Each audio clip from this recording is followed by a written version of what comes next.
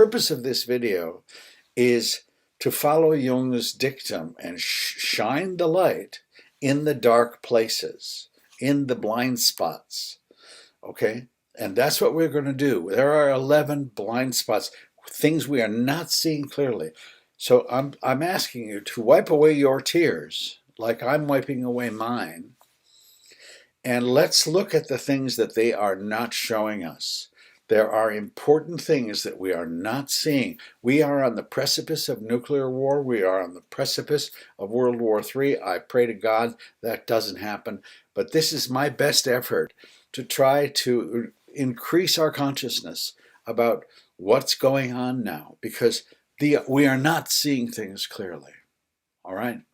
So let's start looking at our first blind spot. Okay? So we're shining a light in the darkness. And who do we see in the darkness? Never on Meet the Press. Never on Face the Nation. I can't even pronounce his name. Oleg Tyanibok. Who is Oleg? Never heard of the guy, right? Well, he was the head of Svoboda, which was the third largest political party in the Ukraine. He held 36 seats. Now, I don't know how many seats they have in parliament, but that's an awful lot of seats in parliament. Let's look at Oleg Pol. This is what he says. You are the ones that the Moscow Jewish mafia ruling the Ukraine fear most. Holy cow. He was asked about Mila Kunis. She's a Hollywood actress. Very famous, actually. She's Ukrainian. What do you think of Mila Kunis? She's a dirty Jewess. Oleg, what are you? You are an anti-Semite, right? Oleg's got supporters who wear T-shirts. The T-shirts say, beat the Zhids. Now, in the Russian and in Ukrainian, the word Zhid is the worst anti-Semitic slur you can think of. If I translated that, YouTube would probably get rid of this video. Zhid means the K word, and they're wearing that on their shirts. Here's our first blind spot. We're going to talk about the Nazis and whether they're still around, how big it is, what it is. So that's Oleg with lightning behind him doing a Sig Heil. I kid you not. That's Oleg and his supporters doing Sig Heils. Okay? That's the symbol of Oleg's Azov Battalion, which is a private militia that is part of the Ukrainian National Guard now. It's not a swastika, but that comes from the SS Waffen Brigades. It's a Nazi symbol of the SS. Okay? And they wear it on their armbands. Now, just to remind Oleg, 3 million Ukrainians died in World War II. 900,000 Jews were murdered by Hitler in the Ukraine. And Oleg is running around playing Nazi. I don't know if he's a neo-Nazi or just a Nazi. But there he is shaking hands with the late Senator John McCain. And when I saw that, I said, oh my God, poor John McCain. He doesn't know who he's shaking hands with. He's shaking hands with a Nazi. I feel so good. That's not a good photo op. But then later in the day, John McCain is appearing on stage with Oleg. He must know by now who Oleg is. This is Victoria Nuland. You're going to hear about her a lot. She was a big person in the Ukraine overthrow in the 2015. She's still a big person in the State Department. She's posing for a picture with a Nazi, smiling. Svoboda was so influential and powerful, they had 6 cabinet posts in that new government that took over in 2014, 2015. Okay, and there were a few Americans who said to John Kerry, who was then working for Obama, hey, why are you dealing with neo-Nazis? Now, the question is, are there still neo-Nazis there today? Or is that just Putin's propaganda? Remember, Putin said, I'm going into the Ukraine, and one of the reasons is the denazification of the Ukraine. Really? Well, let's find out. What the mainstream media is saying is Putin's Nazi rhetoric reveals his terrifying war aims in Ukraine.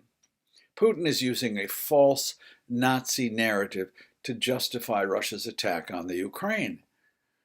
Putin's claim of fighting against Ukraine neo-Nazis distorts history. How Putin's denazification claim distorts history, according to scholars, historians, on what Putin gets wrong about denazification. All right. Now, there's a comedian named Jimmy Dore. He's a comedian, but he's also a political commentator, and he's very far left. I guess he calls himself a radical progressive. He's left of AOC. So I'm going to present things that he does, and if that offends you, I'm only presenting you because I think this stuff is right. All right? So I think he got this correct. He's got some very good evidence. But let's listen. And by the way, I promise to bring you some right-wing people too. Let's listen to Jimmy Dore a bit. Look at this. So people are saying just total fiction how Putin is using Nazi propaganda to defend invasion of Ukraine. So they're saying there's the allegation that the Ukraine military has and the government has neo-Nazis infiltrated and embraced by the government, actually. And here's the PBS NewsHour. Analysis: Putin's claim that war on Ukraine is to target Nazis is absurd. Here's why. So, but here, there's PBS claiming that there is the claim of Nazis is wrong. And there was also People magazine got into it. So here's Alex Rubinstein. So we're gonna lay this all out for you. This will be nice. He says, watch Yevhen Karas, the leader of Ukraine's neo-Nazi terror gang C-14's speech from Kiev earlier this month. Straight from the horse's mouth, he dispels the many narratives pushed by the left, the mainstream media, and the State Department. So he's going to brag about he's not denying he's a Nazi, and he's going to brag that of all the influence they had in the coup, and that the fact that the coup wouldn't have happened if it wasn't for the Nazis. Watch this. So he says Maidan was the victory of the nationalist ideas. That was the coup that took place. And he said that was the victory for the nationalist ideas. Well, what does nationalist mean? It means Nazi ideas, right? Okay. Nationalists were the key factor there, and clearly at the front lines. Now, there is a lot of speculation saying, well, there were only a few neo-Nazis. LGBT and foreign embassies are saying there were not much neo-Nazis on Maidan. Maybe about 10% of the real ideological ones. The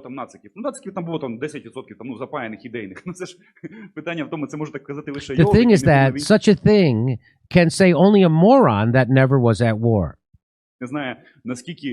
And don't understand that those 10%, maybe even less, 8%. But how much they are and how much more effective in the proportion of influence. So he's saying, yeah, we might have only been 10% or 8%, but what was our effect? That's what he's saying. What was the proportion of our influence? How much of their effectiveness was? It was endless, he says. He says, if not for those 8% of neo-Nazis, the effectiveness of Maidan would have dropped by 90%. So he's saying most of the credit has to go to these right-wing nationalist neo-Nazis for the coup. For the nationalists, that whole thing, meaning the coup, would have turned into a gay parade. That's what he said. So, okay. So now there's more. So here's more. He says, we were now been given so much weaponry, not because some say the West is helping us. So they've been given all this weaponry from the West. And some say it's because they want to help you. And he says, no, that's not why. He says,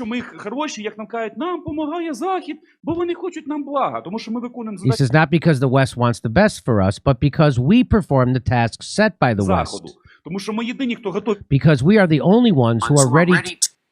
Now, Jimmy is far left, but fear not. I will show you some right-wing figures like Tucker Carlson later on, too. Let's go back to Jimmy. And so that guy's the leader of the C-14s. The C-14s was started as a youth wing of the Svoboda Party, founded by Ole Tenehambach, Is that how do you say his name, Max? Janbach. Janbach.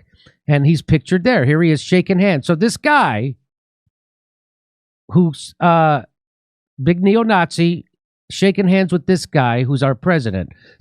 So let me just say C14, the 14 in C14 refers to the 14 words coined by American neo-Nazi David. And those words are, we must secure the existence of our people and future for white children. So the neo-Nazi Svoboda Party was co-founded by that guy I just showed you shaking hands with, Joe Biden, and a guy named Andrei Parubi, who served as the chairman of Ukrainian parliament from 2016 to 2019. So do you see where I'm getting at when I start throwing around the term neo-Nazi intertwined with their government, and was welcomed at the U.S. Senate by Joe Biden's foreign policy man, Michael Carpenter. So who's left? Who's really the main fighting force on the ground? Well, in Mariupol, which you mentioned earlier, Jimmy, this city that is near Donbass, which was taken over by Azov in 2014, it is under the complete control of these neo-Nazi forces incorporated into the Ukrainian National Guard. Okay, here's more on neo-Nazis. That Zelensky's politics can be problematic. There's also the small matter of the Azov Brigade,